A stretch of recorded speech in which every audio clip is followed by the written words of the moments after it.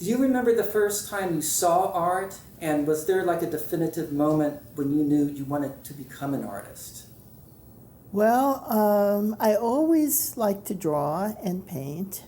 I had two uncles who were artists, and I did go to their studios, and I loved going there to smell the paint, see the paint all over. One of them told me how to dry a brush. You just flick it like that, it comes to a point. It all made an impression, and I liked their work, and yes. So I thought, yeah, one day I'd like to be an artist, but I never really pursued it until after I graduated from college. When I graduated, I was very lucky because I was in New York, and it was the time of the abstract expressionist heyday. Right. That's like in the 50s, right? Yeah, I graduated in '56. So they were all there, and they had this wonderful energy in New York because the center of the art world had moved from Paris to New York, and it was terrific. So yes, I did then focus on art.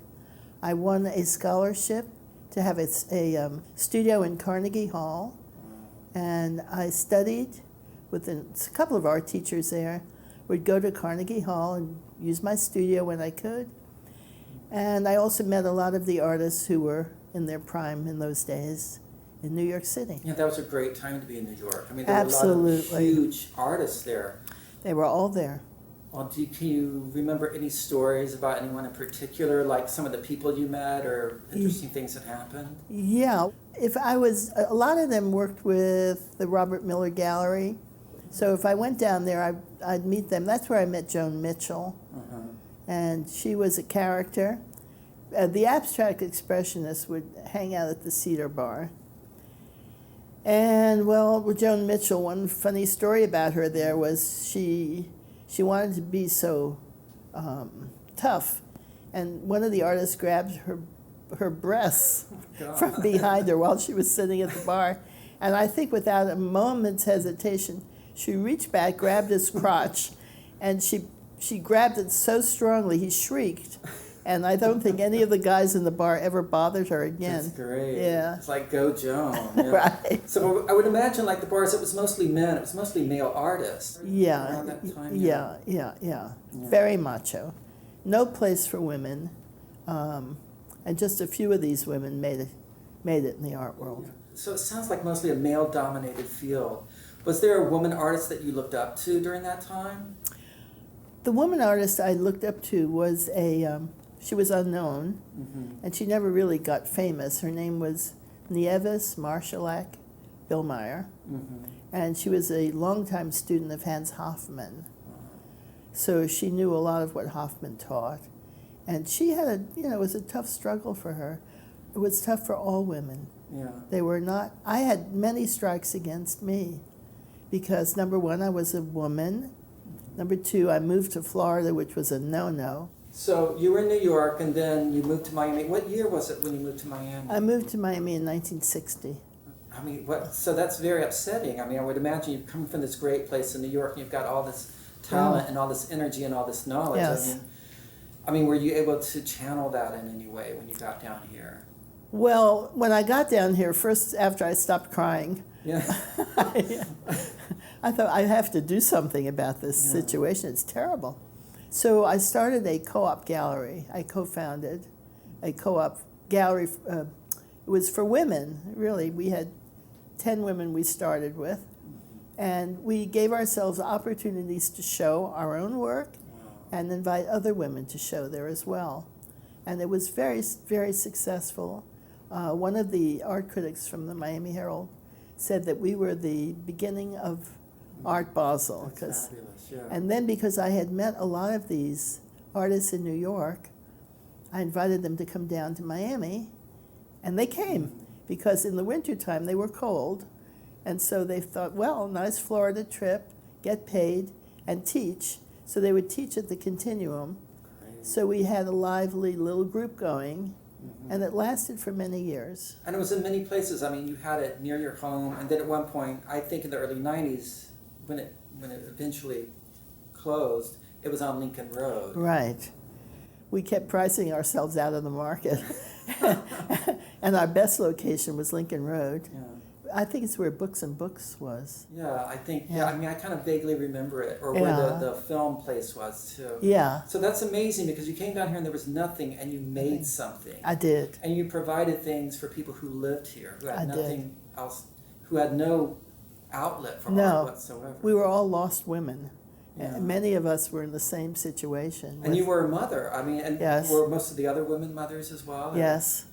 So yes. that's really that's very innovative. That's you know, Yes. revolutionary. I mean, you've had like this really amazing 6-decade career, which is totally unheard of. Right. You know, and you're trained in abstract expressionism, and obviously over the 6 decades, your work has evolved. Yes. So I'm interested in hearing, you know, how your work has evolved. But I think a good starting point for us is just we have 2 beautiful works in this room. Mm-hmm. If you can kind of describe these works to us. Well, this work, of course, is 2-dimensional Mm-hmm. to begin with. So it's a whole different problem from the 3-dimensional work. And this has to do with my use of Japanese paper, burning, creating patterns on the paper. I have this silver emulsion I put on the boards, and drips of acrylic and ink.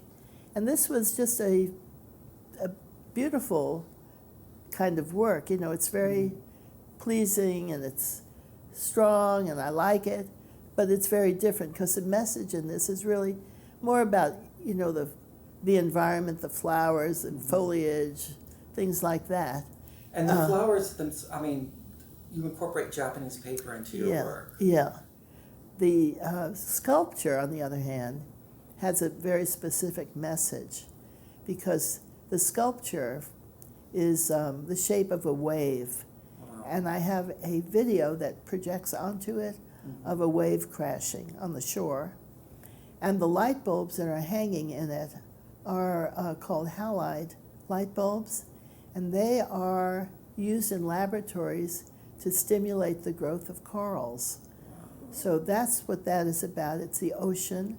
When the video is on, it's a wave, it's the sound of a wave, and it's the halide bulbs referring to coral reefs in the ocean. And so it's amazing because you went from this training and then your work is just morphed into all these different kind of mediums. You know? Yeah, I like to experiment.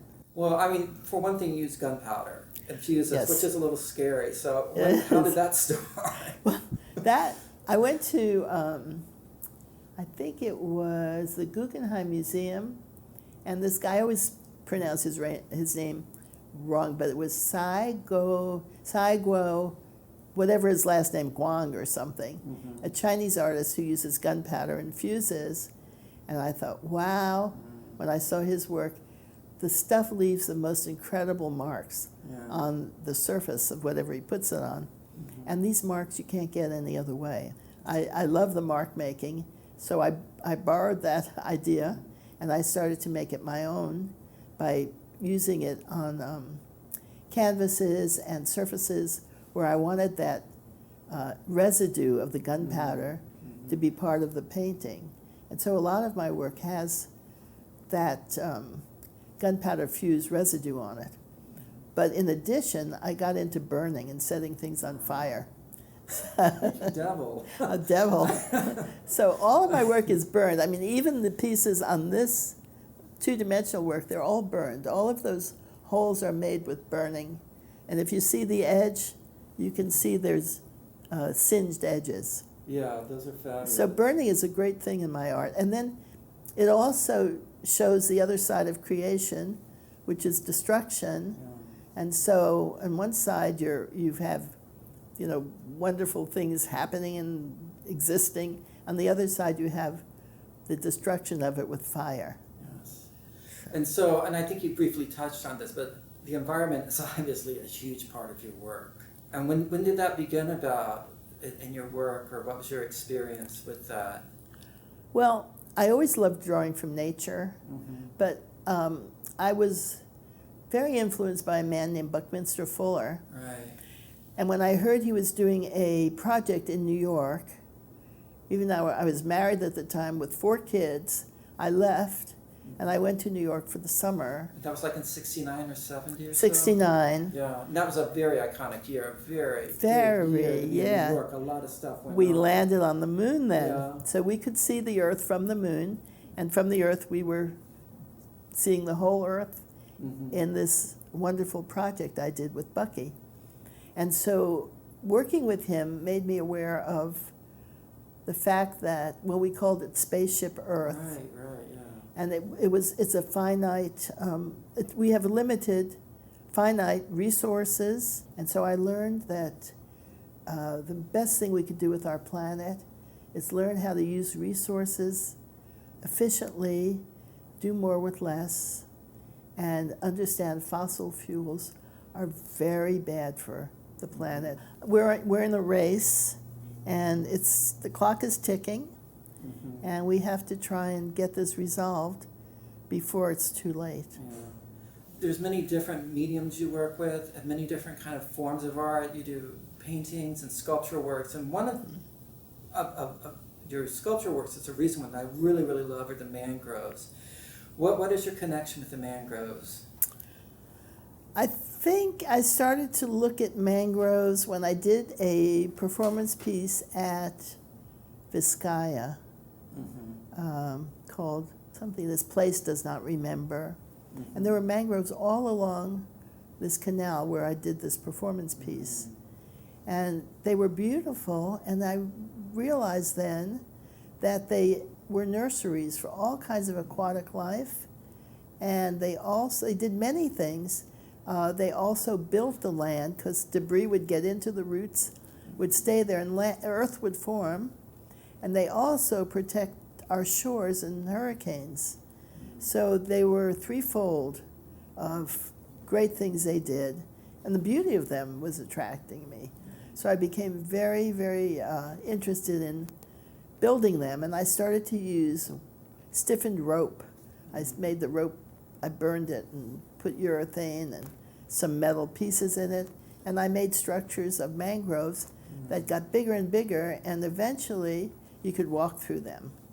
I know that you have a recent series. It's called, and it's Planetary Visions. Yes. So what's been going on with your recent series? My recent series, well, that's another, it's a kind of a direct reference to visions I have of the Earth and the troubles that are existent now. So these are made up land masses where you can see bays and valleys and oceans, and the idea of what kind of formations we have on the planet and how to recognize problems coming and how to best resolve them. And a lot of them they all have burning, and a lot of them do have writing on them referencing Bucky Fuller or poetry or things that I think have to do with the Earth. Yeah, that's fabulous, because I mean, I think it's a real, from what I'm seeing, it's a real evolution of your work. I mean, Yes. there's these land masses, and they kind of look like, oh, that kind of looks like France or somewhere, but Yeah. it's not. It's this place somewhere. Right. And then the burning really looks so gorgeous on those. Yeah, they're all invented shapes. And another sculptural series that you've been doing, which I really, really love, they're called Invisible Cities. Oh, And yeah. I mean, just, yes, if you can tell us more about that, and you know, what do you think when you're making different meshes and different continents? What's going through your mind?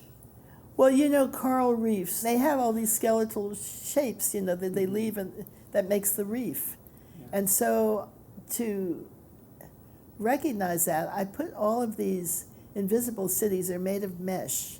So within it, I could put shapes of land masses, names of extinct species, names of endangered species, and build it like coral reefs, like neighborhoods of cities and things, one on top of the other and expanding. And so it was my way of showing how colonies exist and how important it is to keep them safe.